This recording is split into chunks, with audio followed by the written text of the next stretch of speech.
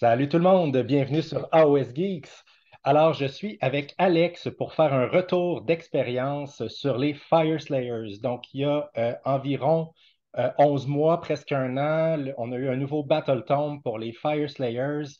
On avait fait la review sur la chaîne et maintenant, depuis un an, Alex, tu as eu l'occasion de jouer les Fire Slayers abondamment comme armée de nains. C'est une de tes armées de cœur.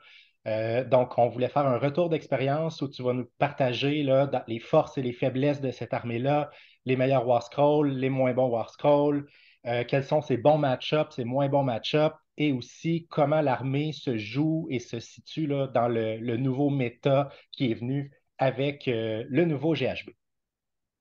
Ouais, exact. Je pense que c'est une armée, en fait, là, comme tu l'as dit, c'est mon armée principale, en fait, depuis plusieurs mois. J'ai eu l'occasion de l'essayer abondamment à plusieurs reprises contre plusieurs listes.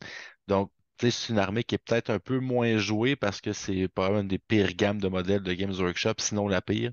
Très peu de variété. Donc, c'est peut-être une armée qui est un peu moins bien aimée, puis qui est souvent perçue comme étant très, très statique, très, très plate, mais je pense que c'est tout le contraire et je vais tenter de le démontrer. Bien, ça là-dessus, Alex, je partage ton idée sur le plaisir de jeu. Je ne les ai pas joués, mais j'ai eu l'occasion de t'affronter à quelques Oui. reprises avec les Fire Slayers. Je les ai aussi affrontés piloté par d'autres joueurs en tournoi.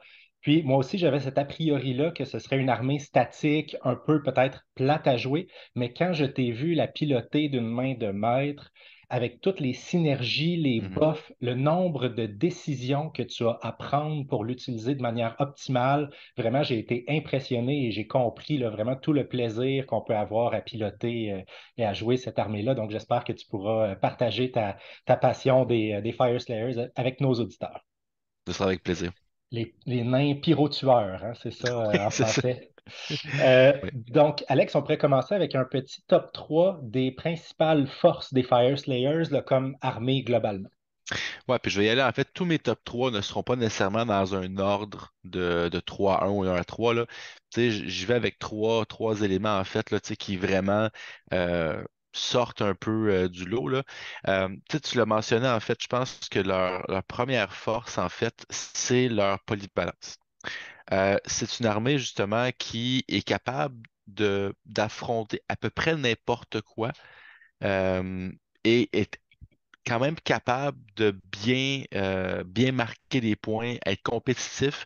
Même dans les défaites, j'ai pas eu nécessairement des parties où je me suis senti, ouf, ok, tu sais, j'ai rien à faire. C'est des défaites serrées. C'est une armée qui, justement, a beaucoup de réponses à plusieurs menaces. Tu sais, je vais entre autres avec que ce soit des artefacts, que ce soit des habiletés d'allégeance. Vraiment, il y a un peu de tout. Tu sais, une unité marteau qui va nous rentrer dedans, ben, on peut faire un strike first, par exemple. Une armée qui mise beaucoup sur la magie offensive, on a un artefact qui peut empêcher l'effet des sorts sur un 4+. Euh, on a également avec les Flame Keepers qui peut nous faire charger dans la phase de combat adverse.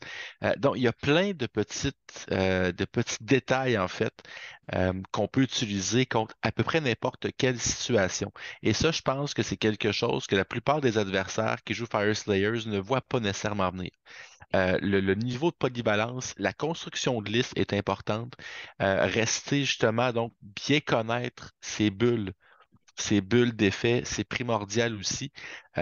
Donc, mais somme toute, là, tu l'as mentionné, quand c'est une armée qui est bien maîtrisée, c'est une armée qui est extrêmement difficile à déloger. Puis tu l'as Ouais, dit, c'est une armée qui est prête à affronter presque n'importe quoi. On en parlera ouais, tantôt dans les bons et mauvais ouais. match-ups, mais en réalité, tu n'as pas vraiment de réel très mauvais match-up où tu te dis j'ai Non. aucune chance. Alors que dans le méta, la plupart des armées ont Mhm. certains match-ups où tu te dis oh, ça c'est vraiment difficile à affronter pour moi compte tenu de mes ressources. Tu as moins cette limitation-là en pyro-tueur. Oui, Pyro tueur, merci. Oui, tout à fait, tout à fait. J'enchaînerai avec une deuxième force, en fait, au-delà de la polyvalence, puis je pourrais ajouter pour la polyvalence en conclusion, en fait, les runes, le système de runes, en fait, qui nous offre une belle possibilité, une belle gamme, en fait, d'habiletés qu'on peut activer de façon automatique, en fait, là. On veut plus de mouvement, on veut plus de létalité, on veut plus de rend, on veut faire des blessures mortelles. Donc, il y a un petit peu de tout là-dedans saupoudré, puis l'effet critique aussi qui peut s'ajouter peut être extrêmement virulent. Mais donc, c'est une autre couche justement de possibilités. Donc, bien choisir le moment où activer ces runes demeure quelque chose de vraiment intéressant et important pour un bon joueur Fire Slayers ou Pyro Tueur. Deuxième force, en fait, ce que j'aime, c'est un peu bizarre ce que je vais dire, mais il n'y a aucun War Scroll qui saute aux yeux. Il n'y a Mhm. aucun War Scroll, il n'y a aucune unité, en fait, qu'on dit Wow, ça, cette unité-là, c'est auto-include, c'est super bon. Et c'est une force, en fait, parce que la force de la liste vient des buffs, vient des héros, vient des ajouts qu'on va lui faire. Et de sorte que dans n'importe quel moment à peu près avec une série de buffs qui sont pas si compliqués que ça à faire. On peut avoir une unité, n'importe quelle de nos unités peut être très très létale. Je prends un exemple très très simple, les Volkite Berserker avec les boucliers. Donc, c'est une unité qui, je me rappelle très très bien, lorsque la boîte Fury of the Deep, la boîte avec les donnettes, donc une boîte avec les nouveaux héros, euh, était sortie, beaucoup de joueurs Fire Slayers lamentaient le fait que les Volkites avec bouclier n'avaient qu'une seule misérable attaque, qui fait un dommage. On disait, ben wow, tu sais, c'est pas tant un potentiel offensif, ça a juste une sauvegarde 4+, c'est pas un Mhm. War Scroll qui est vraiment attrayant, mais la plupart disaient, ben, attendons de voir le reste du livre. Hein, parce qu'on ne sait pas qu'est-ce que ça nous réserve. Puis même cette unité-là, avec une série de buffs, puis je donne ça en exemple. Ça peut être la rune pour le Ren, par exemple, qui peut nous faire passer de Ren -1 avec l'arme qu'on choisit, là, à Ren -2, potentiellement -3 si on a l'effet critique de la rune. On a un Rune Father qui peut donner plus une attaque au modèle, aux unités complètement en dedans de 12 pouces. Et là, on ajoute par exemple des Flame Keeper, donc un ou deux Flame Keeper pour faire plus de dommages pour l'unité. On saupoudre un peu de All-Out Attack. Donc, pour un CP, deux Flame Keeper, bref, on n'a pas vraiment de dés à lancer. Tout ce qu'on a besoin, en fait, c'est d'avoir des Flame Keeper qui sont pleins, qui sont prêts à être utilisés. Et là, on peut avoir une unité de 20 qui va quand même balancer une quarantaine d'attaques, 2+, 4+, -2, peut-être -3 dommages. Pour une unité défensive qui n'a pas nécessairement de vertu, et en plus, juste pour rajouter l'insulte à l'injure, on peut activer leur Berserk Fury et les faire frapper lorsqu'ils meurent. Donc, c'est d'autres couches pour une unité qui semble relativement inoffensive.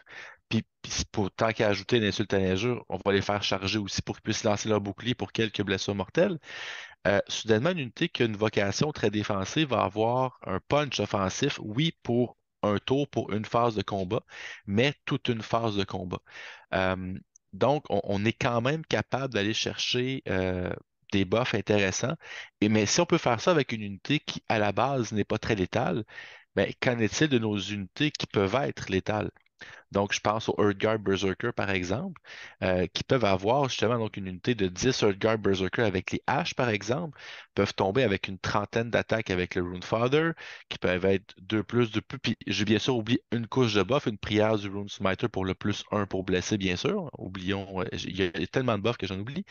Mais je pourrais avoir une unité justement de Earthguard Berserker qui pourrait être de façon sans lancer de dés en fait. Alors t'attaques 2+ pour toucher. Ben, un dé en fait, la prière du Rune Smiter qui se fait normalement sur un 2+ relance, 2+ pour blesser. Je tombe à -2 de rend, potentiellement 3, et je peux tomber à 4 dommages par attaque. Euh, donc 2+, 2+, -3, 4 ou -2, 4, Ça ça, on, on- rend, on commence à jaser. ben oui, puis ça rend les Fire Slayers extrêmement difficiles à affronter Exact. parce que quand on est en combat avec une unité, on sait un peu que tu as cette possibilité-là de les buffer Ouais. de manière explosive et Ouais. la possibilité, une fois par bataille, de donner strike first, attaque là, au début de la phase de combat Mhm. à chacune Mhm. de tes unités. Fait que là, tu utilises ce truc-là, tu la buffes au maximum, puis tout Mhm. d'un coup, notre marteau avec lequel on t'a chargé se fait détruire. Fait que Ouais, c'est vraiment donc cette deuxième force-là des Fire Stayers, ce serait leur capacité à synergiser exact. plusieurs couches de bonus pour rendre des unités beaucoup. beaucoup plus fortes qu'elles ne le sont sur papier, finalement. Et rendre pratiquement n'importe quelle de nos unités vraiment très très fortes, ne serait-ce que pour un tour. Oui. Mais encore une fois, bien ciblé, bien timé. Pardonnez-moi l'anglicisme, nos buffs, nos habiletés demeurent, je pense, la clé d'un bon joueur Fire Slayers. Puis je vais faire aussi du pouce, une petite tactique que malheureusement Yann se a subi contre moi à Ottawa au mois d'août dernier. Euh, le fait justement, une des tactiques qui est souvent tu sais, combiner certains buffs, que c'est peut-être pas tout le monde qui la connaît. Le Flame Keeper nous permet entre autres de faire un mouvement de charge dans la phase de combat adverse. Euh, donc, tu m'avais chargé une unité de Guard Berserker avec Kragnos, je me rappelle très très bien. J'avais un Flame Keeper, un seul sur mes deux qui était plein, donc qui avait ses 6 points d'accumulé. J'ai fait charger mon autre unité de Guard Berserker et puisque mon unité était en dedans de 3 pouces d'une unité ennemie qui avait fait un mouvement de charge et mon unité n'était pas engagée, j'ai pu activer, prendre un point de commandement et les faire frapper en premier, même si essentiellement c'est moi qui te chargeais. Donc ça, c'est un petit truc en fait là, qui peut peut-être passer inaperçu pour certains joueurs Fire Slayers, mais ça peut être une belle tactique que l'adversaire va difficilement voir venir. Kragnos, en tout cas, l'a pas tant vu venir que ça. Non, mais il l'a senti, par Il exemple. l'a senti, il l'a senti beaucoup. Ça fait encore mal. Oui, c'est ça. Donc, c'est le genre, c'est des petites tactiques comme ça. C'est justement cette profondeur-là du Battle Tome qui Mm. semble en surface très, très vanille. Lorsqu'on commence à apprivoiser les différentes possibilités, on se rend compte que les Fire Slayers, oui, c'est une armée qui, effectivement, le look est très vanille. Par contre, les possibilités sont vraiment intéressantes. Puis, lorsqu'on les maîtrise bien, là, on peut planifier ces coups-là, mais c'est bien important de rester dans nos bulles, en fait. Ouais. Disons que les Fire Slayers sont vraiment pas doux, hein. Non, ça, Non. c'est clair. Non. Non, ils ont beaucoup de barbe, c'est assez dru, mais quand même, Oui, effectivement. c'est plutôt dru. Oui, c'est de la laine d'acier. Oui, voilà. Alors, on en est à la, à la troisième force des Fire Slayers. Ouais, celle-là est un peu plus subtile. Oui et non, là. C'est qu'une certaine aisance quand même à faire des tactiques de bataille et des grandes stratégies. La grande stratégie, en fait, là, dont le nom va me revenir dans quelques instants, le temps que je puisse feuilleter mon tombe de bataille qui est à côté de moi. En fait, je pense que pratiquement tous les joueurs Fire Slayers prennent celle-là, c'est le maître de la forge. En Ouais, fait, c'est une grande stratégie qui implique d'avoir une invocation en jeu à la fin de la partie. On a des excellentes invocations dans les Fire Slayers. À chaque partie, en fait, là, je me dis, waouh, tu sais, puis, ironiquement, en fait, là, je peux en avoir deux dans ma liste. Les trois coûtent 40 points maintenant. Et essentiellement, j'en ai deux dans mes listes parce que ouais, pour 40 points, ça vaut vraiment la peine. Ça donne quelque chose que l'armée n'a pas, c'est-à-dire de la projection, de la portée. ouais, Euh, donc, avoir les deux invocations, le Molten Infernoth et le Flame Spitter, dans le fond, surtout si on utilise l'artefact, là, le Volatile Brazier sur un Rune par exemple, qui double la portée de nos invocations. euh, le Molten Infernout, là, toutes les unités en dedans de 3 pouces, c'est une bonne base. On lance 12 dés, chaque 6 une blessure mortelle. D3, si on roule un double, l'invocation disparaît. Donc, c'est des bonnes invocations. C'est pas tout le monde qui roule des prêtres, surtout pas en grande quantité. Puis souvent, on met un prêtre pour faire une prière pour notre armée. On ne veut pas gaspiller une prière pour tenter d'enlever une invocation qui n'est pas si facile que ça. Le Molten Infernout se fait sur un 4+. Donc, ça prend un 5 plus pour enlever. Donc, gaspiller une prière pour un 5 plus pour enlever quelque chose qui est peut-être pas si intéressant que ça, ben, c'est un mhm, pensée bien. Mais ça, cette grande stratégie-là, donc je dirais la majorité des armées n'ont pas de prêtre. Donc, réussir une invocation au début de partie fait en sorte qu'on a notre grande stratégie réussie très rapidement. On peut focaliser sur autre chose. Donc, ça, c'est vraiment un gros plus. Donc, non seulement la stratégie est facile à faire, mais elle est intéressante à faire parce que ça donne aux Fire Slayers être un moyen, surtout avec le plus récent manuel général, aller chercher des petits héros à 5 PV avec l'Infernout, avec le Flame Spitter. Tu sais, en moyenne, on va faire 4 blessures mortelles avec ces deux-là. Donc, avec un petit peu de chance, puis j'ai même récemment dans une partie, j'ai réussi un coup de maître en roulant avec l'Infernout 6-6. Donc, en éliminant un héros d'un seul coup comme ça arrive. Mais donc, c'est vraiment un bel outil en fait là, qu'on peut avoir et ça nous donne une grande stratégie assez facilement. Donc, une armée qui score facilement des points, tant en termes de Ouais, contrôle d'objectifs, mais aussi de facilité à faire des tactiques de bataille, puis une grande ouais, stratégie qui est presque automatique, avec une prière qu'on veut jouer de toute façon, exact. une évocation qu'on veut jouer de toute façon. Oui, puis tu le mentionnes en fait au niveau des tactiques de bataille, quelques-unes sont quand même assez réalisables, là. Mhm. Ne serait-ce que par exemple saisir par la force, donc je dois avoir moins d'objectifs que toi au début de mon tour et je dois en avoir plus que toi. C'est quelque chose qui se fait très très bien à la première ronde de bataille, surtout si l'adversaire commence euh, en premier.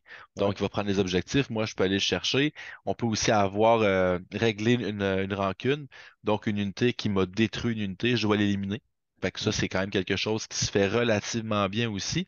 Et bien sûr, le nombre de fois, c'est pas une tactique qui est facile à faire.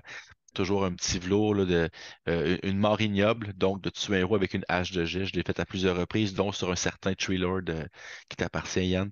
Donc, c'est Oui, des beaux moments qu'on peut faire ça. Mais oui, donc absolument. c'est quand même des deux, trois bonnes tactiques de bataille qu'on peut faire et une grande stratégie aussi qui est très faisable. Donc, on a quand même une certaine flexibilité tactique. Oui, puis on en reparlera plus tard dans la vidéo quand on va parler de la saison en cours. Ben, les Fire Slayers ont accès à des Galician Champions, Ouais, donc facilité à faire aussi les tactiques de bataille de la saison exact. en cours. On en reparle tout à l'heure. Exact. Évidemment, comme tout Battletome, il y a certaines limites ou faiblesses ou points Mhm. un peu moins forts. Quel serait ton top 3 des faiblesses ou des limites de cette armée?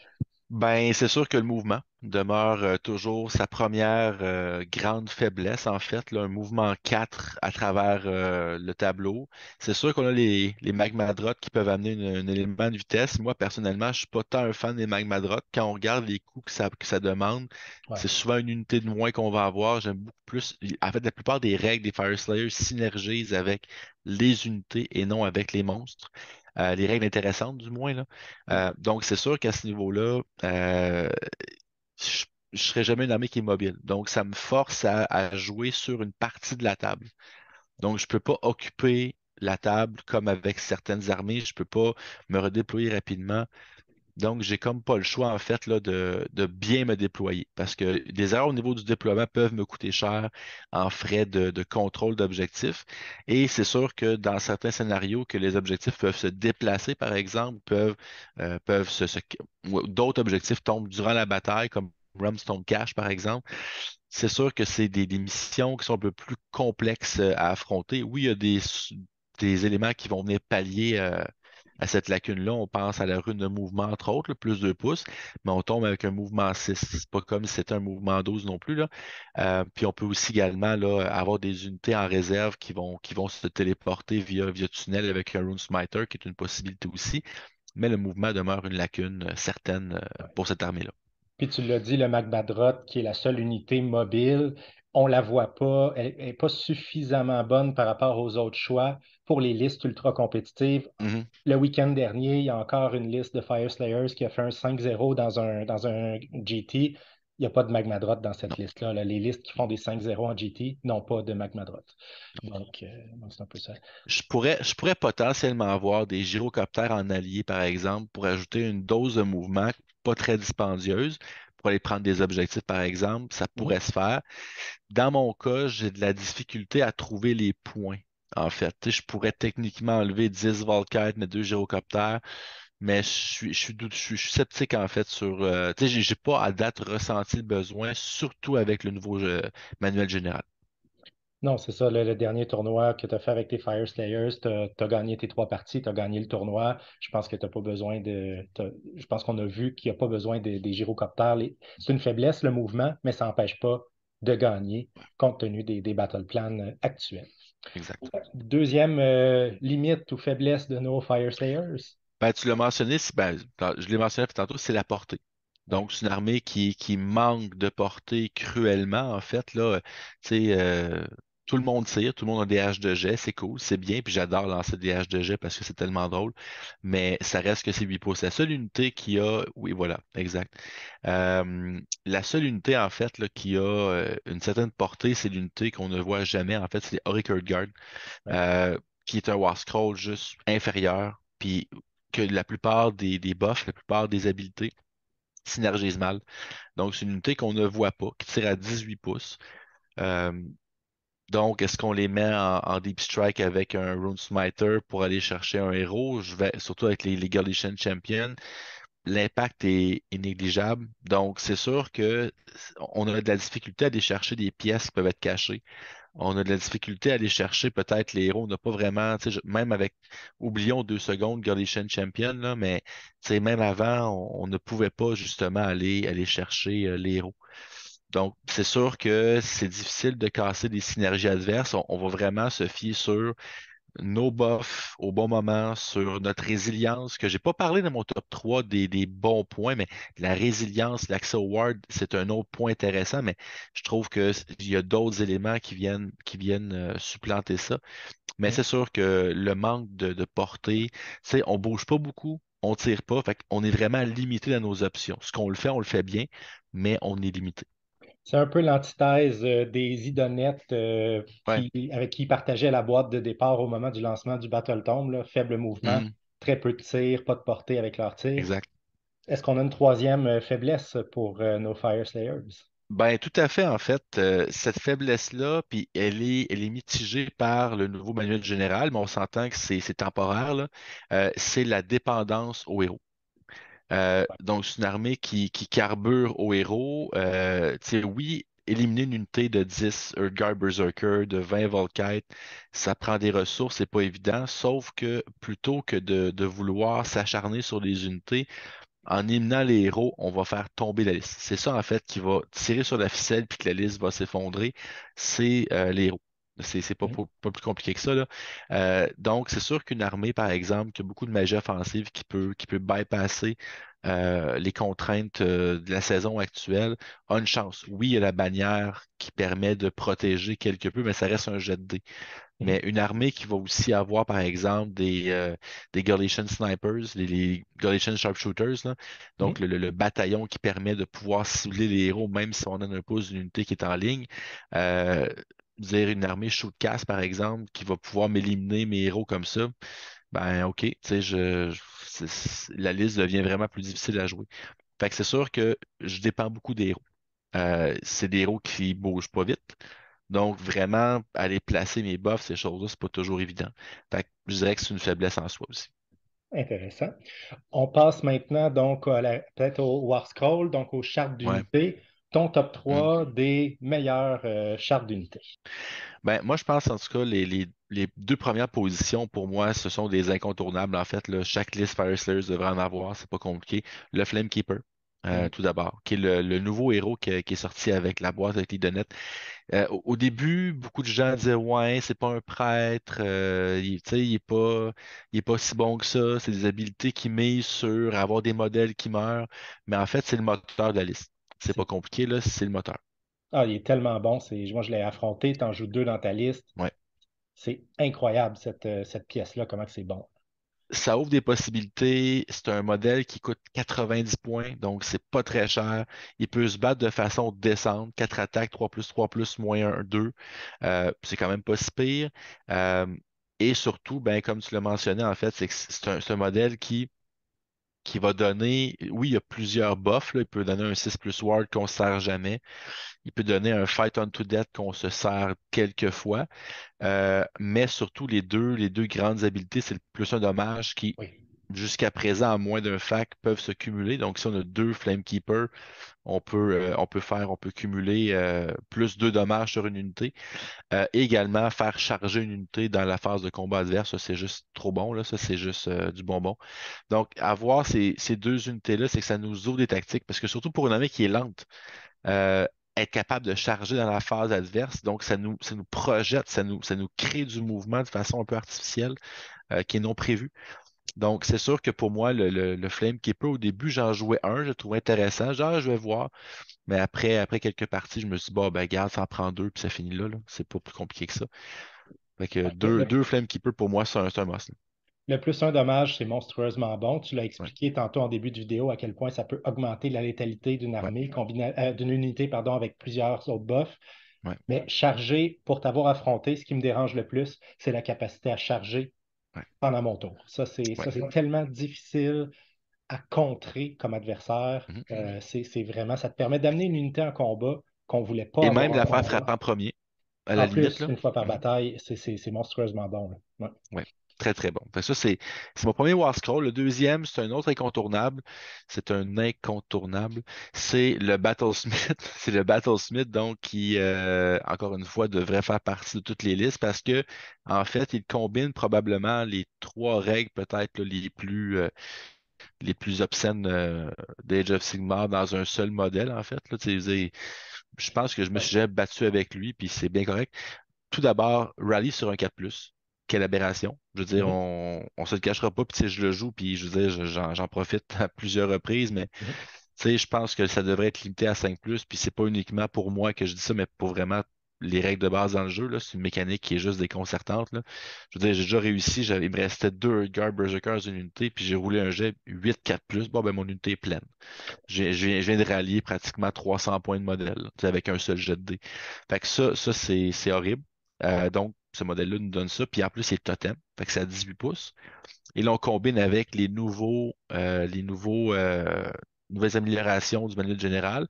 Je mets bien sûr Leadership of the Alpha. Donc, il peut le faire sur 3 unités fois par bataille. Fait que faire trois rallyes sur un 4+. Oui, monsieur. L'autre, une protection. Donc, oui, 6+, mais une fois par bataille, 5+. Donc, quand on la saisit bien, ça peut être vraiment, toute l'armée peut être sous une protection de 4+, ou 5+, dépendamment. Mhm. Donc, c'est vraiment très, très bon. Et l'autre règle, ben, c'est avec la bannière, en fait, là, avec l'artefact qui est un auto-include, en fait, le Null Selenium Icon, qui, toutes les unités en dedans de 12 pouces, là, sur un 4+, ne sont pas affectées par les sorts ou les sorts persistants. Euh, donc, c'est juste pas. Ça passe pas. Puis, tu sais, je veux dire, pour avoir joué quelques fois contre Zinch, tu sais, quand tu roules bien, tu as une phase de masse Zinch qui fait juste rien. Et Mhm. ça, ah, c'est comme ça. Donc, pour moi, ce modèle-là, tu sais, Flamekeeper puis Battlesmith, c'est pas mal là, les cibles 1A et 1B. Si vous jouez contre des Fire Slayers, si vous pouvez retirer ces deux pièces-là de la table, Ouais. tu sais, une fois que ça c'est retiré, l'armée est beaucoup, beaucoup, beaucoup plus fragile et beaucoup moins offensive. Absolument. Puis comme numéro 3, j'irai avec une unité en fait que j'affectionne beaucoup. Il y a plusieurs choix, il y a plusieurs War Scrolls que j'aime beaucoup, mais je vais avec les Earthguard Berserker, tout simplement. Puis moi, en fait, je vais me permettre un petit luxe, Yann, ça te dérange pas, je vais avoir 4 choix, parce qu'il y en a Vas-y, deux qui me t'as le droit. titillent un peu, là. Les Earthguard Berserker, c'est l'unité en fait là, qui c'est ton marteau. C'est les meilleurs War Scrolls en fait de ton livre, les deux versions. Autant avec les haches qu'avec les poleaxes, là, les Flame Strike poleaxes pour les blessures mortelles. Quand on roule des 6, cette unité-là, elle est juste pas drôle. Puis même avec des buffs, tu sais, je peux les amener à 2+, 2+, moins 2 de rend, dommage 3, puis chaque 6 pour toucher fait 2 blessures mortelles en plus. Fait que tu sais, Mhm. chaque unité est vraiment très très bonne, mais cette unité-là, avec une protection de 4+, à proximité d'un héros, tu sais, c'est vraiment très très tanky. Puis, tu sais, Rally sur du 4+, ces modèles-là, tu sais, c'est vraiment une unité que j'affectionne particulièrement. Puis mon choix 4 en fait, c'est mon choix couteau suisse parce que, surtout que ce modèle qui était tellement mal aimé avant dans l'ancienne mouture du Battle Tome, c'est une taxe, en fait, dans un vieux bataillon qu'on avait, Lords of the Lodge, c'est le Rune Master. Le Rune Mhm. Master, en fait, connaît toutes les prières, donc du bréviaire de prière des Fire Slayers, d'excellentes prières, course et charge, faire battre un héros dans la phase de héros, et également une prière pour faire -1 au jet de blessure contre une de nos unités à nous. Euh, En plus, nous génère automatiquement un point de commandement si elle en donne 3 pouces du général. Moi, c'est mon général. Fait qu'à chaque phase de héros, je génère un point de commandement de plus. C'est pas banal. Euh, et justement, avec l'artefact, justement, le Volatile Brazier, donc je peux faire des invocations presque automatiques. Donc, c'est vraiment une pièce que je trouve intéressante et surtout, ça débloque un trait de commandement que je vois très peu dans les listes. En fait, beaucoup vont aller chercher un Rune Father pour mettre les Earthguard Berserker en ligne et vont aller également chercher le trait de commandement de l'effet critique des runes sur un Ouais. 5+.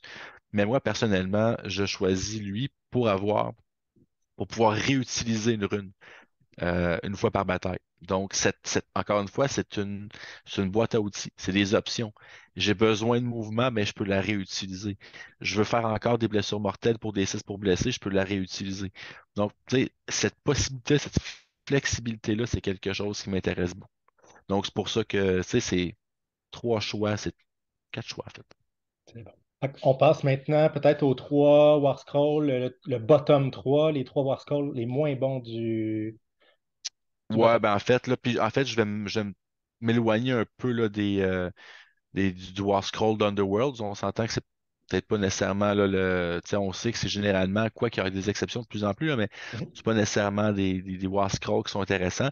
Mais je pense qu'au top de la liste, il faut prendre les Auric Guard. J'ai fait allusion tantôt, en fait, là, c'est une unité qui on sent qu'ils ont été faites tu sais, pour un autre Battletome, dans le sens que leur grande utilité dans la mouture précédente, c'était la règle de garde du corps.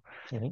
En fait, ils donnaient cette règle-là à tous les héros Fire Slayers. Fait que beaucoup de joueurs en jouaient au moins 5, ne serait-ce que pour pouvoir protéger nos héros. Maintenant, cette habilité-là se transfère uniquement au Rune Father et au Rune Sons à pied.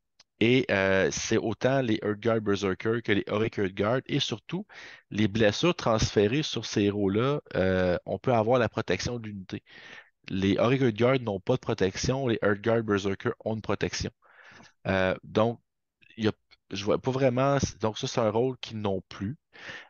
Oui, c'est la seule unité de tir, mais leur tir est relativement anecdotique. Euh, pour les points payés, ça vaut pas la peine. Donc, malheureusement, c'est un War Scroll qu'on ne voit pratiquement jamais, pour ne pas dire jamais tout court, dans les listes d'avantages compétitifs. Ça, c'est mon premier War Scroll, peut-être un petit peu moins bon. Le deuxième, je vais avec un choix qui est comme semi-valide, en fait, c'est le Doomseeker. Donc, c'est le héros de Warhammer Quest, la première mouture du jeu.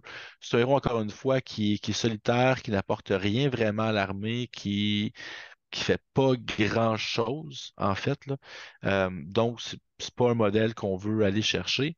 Puis le troisième, c'est un choix qui, quand même, tu sais, c'est pas un War Scroll qui est si mauvais que ça. Je l'ai joué quand même dans plusieurs listes quand on avait joué à Ottawa ensemble, là. J'en jouais un dans ma liste, c'est le Rune Sun à pied. Ouais. J'aurais pu aller avec les Magmadroth, mais en même temps, les Magmadroth, dans une liste pure Magmadroth, quoique peut-être pas optimale, ça reste intéressant. Mais le Rune Sun, pour 80 points, il nous coûte 10 points de moins qu'un Flame Keeper. Fait que, généralement, si on a des points pour un Rune Sun, on a des points pour un Flame Keeper, qui va amener tellement plus à l'armée. Euh, le Rune Sun n'apporte pas tant, encore une fois, de règles pour synergiser avec l'armée. Oui, il peut être lié avec une unité de Guard Berserker, par exemple, tout comme le Rune Father, pour pouvoir attaquer un à la suite de l'autre, pour pouvoir passer des wounds en vertu d'une règle de garde du corps. Sa règle anecdotique, en fait, là, tu sais, contre un monstre si je roule un 6 pour toucher, je fais son nombre de dommages en blessure mortelle. C'est anecdotique. Je mettais l'artefact, en fait, là, qui fait en sorte que les protections ne peuvent pas être prises contre les attaques. Fait que des blessures mortelles, ça passe automatique. C'est ce que tu es Kragnos, soit dit en passant, dans notre partie. Mhm. Mais, encore une fois, c'est anecdotique. Donc, avec tous les bons héros qu'on a, je pense que le Rune Sun est un peu en arrière. Fait que, mais clairement, l'Heroic Guard, le Doomseeker, c'est plus négatif. Mais l'Heroic Guard, sans contredit, le moins bon War Scroll du livre, le Rune Sun est jouable, mais pas nécessairement optimal. On passe maintenant aux bons et mauvais match-up. On commence peut-être par les meilleurs match-up. Alex, quand tu te présentes en tournoi, tu vois ton pairing. Quelle liste Mhm. es-tu content ou confiant d'affronter? C'est un peu difficile de cibler des bons match-ups, en fait, parce que la plupart des match-ups, tout ce qui ne peut pas, tout ce qui a de la difficulté à sortir les héros, Mhm. euh, je considère comme des bons match-ups. Tu sais, n'importe quelle armée qui va être vraiment basée sur du dommage au corps à corps, je suis capable d'encaisser à peu près n'importe quoi, n'importe quand. C'est sûr que, tu sais, je veux dire, j'ai déjà encaissé avec les bons buffs, deux Stonehorn puis Kragnos dans la même unité de Volkite. Je veux dire, ça se fait, là. Mhm. Donc, c'est sûr que c'est pas tant. Je pense que les bons match-ups se font assez naturellement. Tu sais, je regarde, on a joué des parties, entre autres, je pense, deux parties contre des ogres à toi. Oui. On a fait deux parties, puis tu sais, je pense qu'on est les deux, on a convenu que les ogres contre des Fire Slayers, il n'y a pas grand-chose à faire. Les ogres frappent un mur de briques. Oui, Ils n'arrivent pas à passer à travers. Tous tes trucs de buff frappés en premier dans ouais, des ogres qui n'ont pas de sauvegarde. C'est c'est très difficile pour les ogres, effectivement.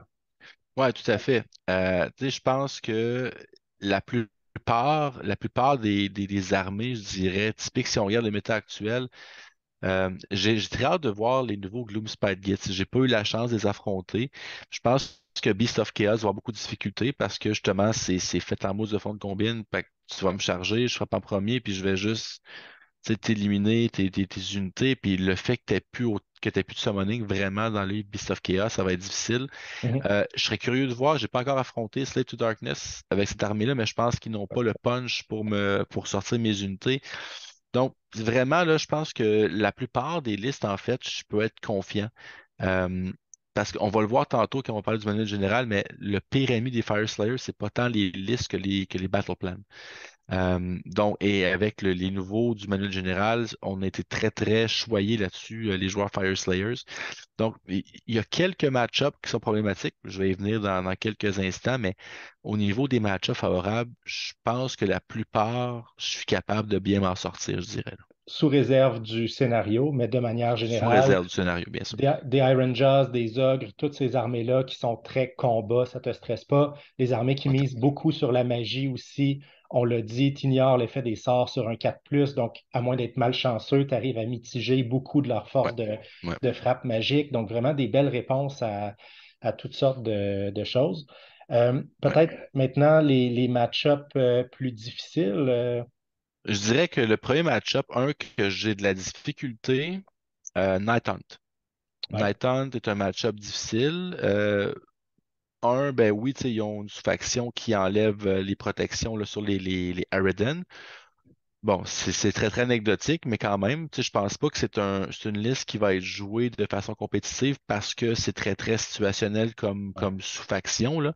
Oui, oui, c'est joué, mais tu sais, c'est pas non plus. Ben oui, ce serait un match-up difficile, mais pourquoi, ben la mobilité des Night Hunt, Mhm. qui est vastement supérieure à la mienne, mais deuxièmement aussi pour tous les malus négatifs Ouais. aux charges. Donc, ça va être très difficile pour moi d'avoir la charge contre les Night Hunt.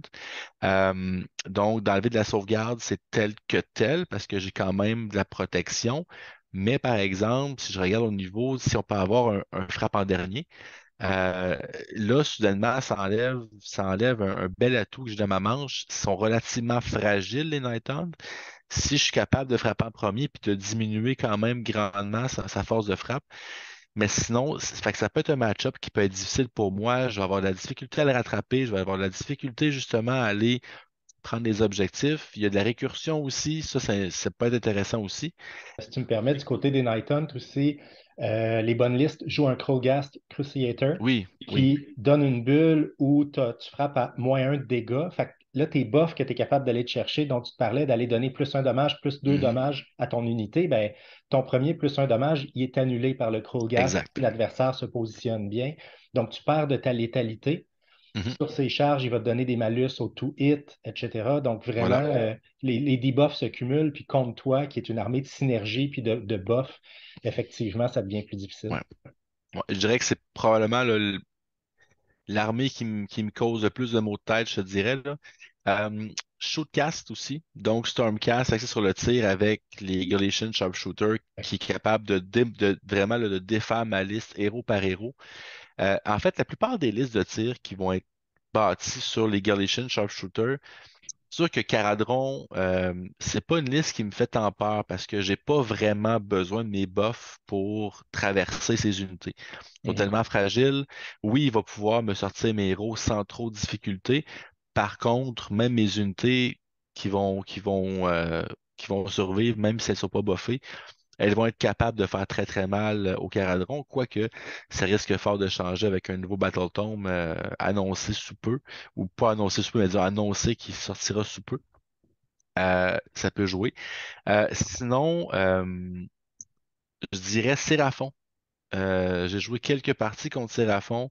Pas évident. Tu sais, oui, la bannière va me protéger, mais surtout Fangs of Sotek, où est-ce que l'unité peut avoir quand même beaucoup de blessures mortelles, peut quand même aussi aller chercher mes héros, beaucoup de téléportation, de la récursion, avec du summoning là, en faction Mhm. Starborn. Fangs of Sotek qui peut retraiter quand charge. Fait que si je me buffe, ben, Whoop-a-Laisse, finalement, ah, ben, je perds mes buffs parce qu'il a réussi à retraiter. Fait que, tu sais, ça c'est très, très difficile à jouer. Un bon joueur Sérafon là, va être capable de me neutraliser quand même. Euh, donc, ça, je dirais, c'est peut-être là, mes 3-4 match-ups difficiles. J'ai vu une partie, j'ai pas encore joué, mais notre ami de la chaîne, Patis, qui a joué une partie contre Gabriel Sanson au dernier tournoi à Trois-Rivières, justement, Flash Hitter Courts. Ça a été toute une partie contre Gabriel Sanson. On joue la même liste Fire Slayer, je pense à un artefact près, là. Mais et ça n'a pas été évident. Encore beaucoup de récursions, beaucoup de summoning, beaucoup de mouvements. Il faut C'est dire que difficile. la liste Flesh Eater Courts de Pat est très particulière. C'est pas le Oui. type de liste à laquelle vont penser nos auditeurs quand on parle de Flesh Eater Mhm. Court. Paté, c'est un joueur, on le connaît, très bon et très bon, très créatif et Oui, très bon joueur. c'est Fait vrai. que c'est une liste qui mise sur des unités qu'on voit pas de cette manière-là habituellement. Beaucoup Pas de... de Terror Guys. Non, c'est ça. Exact.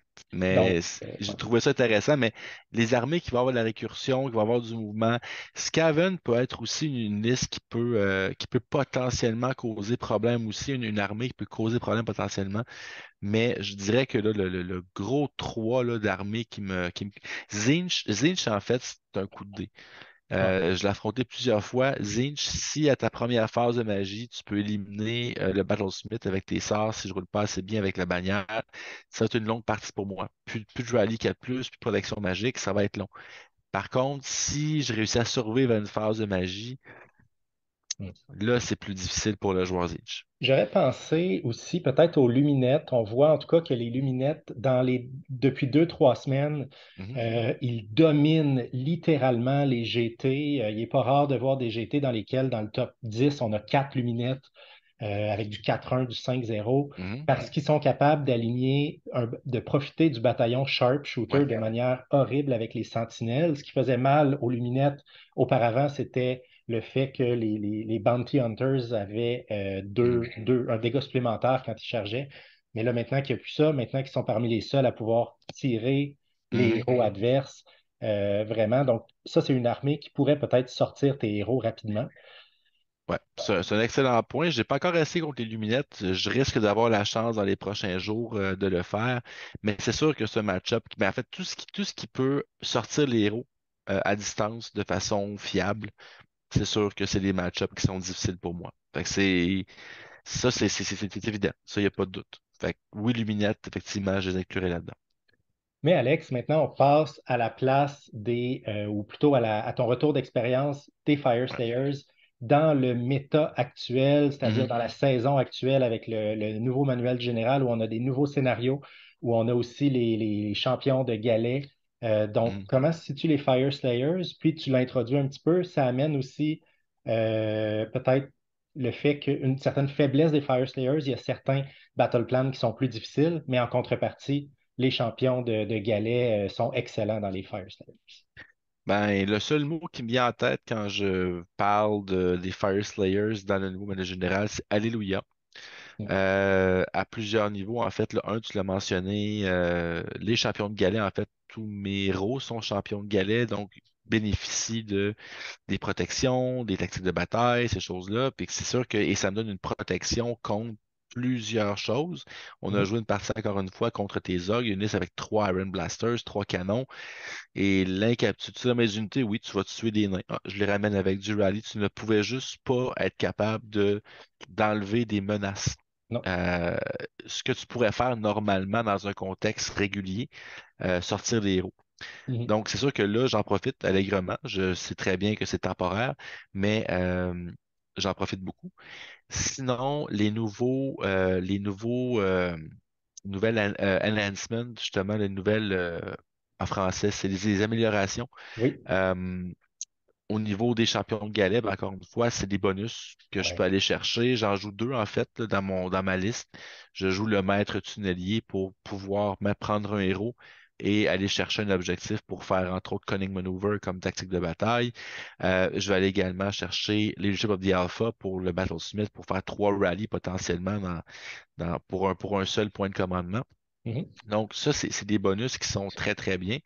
Euh, Surtout aussi au niveau, en fait, tous les autres. les bataillons, le fait que les adversaires doivent, entre guillemets, payer pour pouvoir faire ce qu'ils faisaient naturellement avant, soit cibler des héros. Ça, c'est un avantage. C'est pas tout le monde qui veut prendre 3 unités pour pouvoir faire ça. Et surtout, on a perdu, tu l'as mentionné tantôt en parlant des luminettes, là, on a retiré le bataillon des Bounty Hunters qui me faisait très mal. Ça enlevait beaucoup de résilience. En fait, c'est pas compliqué. Je pense que depuis Bounty Hunter est parti, je n'ai jamais perdu une unité de Volkite Berserker avec bouclier. Avec Bounty Hunter, je l'ai perdu à toutes les parties. Donc, ça vient littéralement doubler le nombre de PV de l'unité par rapport à ce que c'était avant. Donc, ça, c'est un très, très beau plus, je te dirais. Sinon, l'autre élément, tu l'as fait allusion, le pire ennemi des Fire Slayers, ce sont les plans de bataille. En fait, j'en ai un en tête, le Silk Steel Nest, dans le manuel précédent, avec 8 objectifs sur la table. J'ai pas la mobilité, j'ai pas la présence sur la table pour aller chercher autant d'objectifs. Mais dans le nouveau manuel, le maximum d'objectifs qu'on peut avoir en même temps, c'est 5. Donc, c'est sûr qu'à ce moment-là, j'ai besoin d'être beaucoup moins présent. Je peux me concentrer sur 3 objectifs et m'assurer que ces 3-là sont à moi. La plupart, il y a beaucoup de scénarios en fait qui, si je réussis à contrôler le milieu de la table, je suis en excellente posture, ne serait-ce que pour au moins faire une défaite très serrée ou pour faire une nulle ou une victoire, je vais être très, très difficile à déloger. Mhm. Donc, si je peux m'asseoir au milieu et juste me contenter de pas toujours faire le maximum de points dans une partie, mais juste contrôler le milieu, forcer l'adversaire à venir vers moi, ben, je pense que là, c'est là que ça peut vraiment briller, en fait, là. Donc, j'ai pas besoin de m'éparpiller autant que d'autres scénarios qu'on avait dans les manuels généraux précédents. Donc, le fait que puis encore là, le plus, si on parle à Jaws of Galette, on parle à Twists and Turns, on pense à Prize of Galette, c'est 5, oui, en fait, c'est que soit que ça part de 1 à 5, donc dans Price of Galette, donc on Mhm. commence avec 1 et là ça monte. Donc seulement la ronde 5, on va avoir 5 objectifs en même temps. Jazz, c'est l'inverse, on commence à 5 et on va baisser. Et Twist and Turns, qui d'après moi sera très très peu joué en format compétitif de par sa formule aléatoire des objectifs, ben, il faut rouler quand même 5 4 plus pour que les 5 soient allumés. Donc, ça, ben, ça arrive pas. Ça va arriver une fois de temps en temps, c'est anecdotique, mais donc, oui, non seulement le nombre maximal d'objectifs est 5 actuellement, mais rarement il va y en avoir réellement 5 d'activés en même temps. Donc ça joue aussi beaucoup à ma faveur. Donc, je suis capable de m'asseoir sur un. Je vais cibler un espace sur la table et je vais me battre sur une partie de la table et non tenter de contrôler l'entièreté de la table. Tu sais, ce que plusieurs adversaires font souvent, des erreurs qu'ils font, quand je pense entre autres à Jaws of Galette, qui est un scénario que j'affectionne particulièrement parce qu'il demande des possibilités tactiques. Donc, souvent, on va trop s'éparpiller pour dire, ben, je veux pouvoir menacer là. Dis, parfait, menace là, je vais te le laisser, garde-le, toute la partie. Puis moi, je vais me concentrer sur mes 3-là. Fait que je vais être centralisé. Tu n'auras pas assez de force pour venir me battre. Puis je vais te laisser faire ton point, ton 2 points par tour, c'est correct. Mais en bout de ligne, je mise sur le fait que je vais contrôler davantage d'objectifs puis être capable de tirer mon épingle du jeu à ce niveau-là, là. Fait que ça, justement, le fait que le nouveau manuel général fait en sorte que la principale faiblesse, le mouvement, le contrôle d'objectifs est mitigé, ben ça joue énormément en la faveur des Fire Slaves. Donc, une armée qui est extrêmement compétitive en ce moment. On le voit dans les résultats de tournoi. C'est une armée, tu l'as dit en début de vidéo, qui est somme toute très peu jouée, hein. C'est probablement une des armées les moins collectionnées de la gamme AOS, principalement à cause du modélisme. Mais en termes de compétitivité, ils sont vraiment surreprésentés actuellement dans les listes qui font très bien en tournoi. Tu nous as expliqué pourquoi. Des excellentes unités, des excellents buffs de factions, beaucoup de ressources, beaucoup d'outils dans le coffre et aussi une saison qui leur est très Ouais, favorable. exactement. Et une armée qui est beaucoup plus amusante à jouer qu'il n'y paraît sur papier a priori. Et si jamais ce qui vous retient, ce qui vous éteint, c'est la gamme de figurines, ben faites comme moi et prenez vos propres figurines que vous voulez jouer. Tout à fait. Tu as une excellente, une très belle armée de proxy avec des nains un peu plus classiques. Peut-être qu'on Donc, pourra la voir sur la chaîne éventuellement. oui. Une petite vidéo serait intéressant. Alors, Alex, merci énormément pour ce retour d'expérience. J'espère que vous avez apprécié. Si c'est le cas, n'hésitez pas à nous laisser un petit pouce en l'air. Et sur ce, bon wargaming.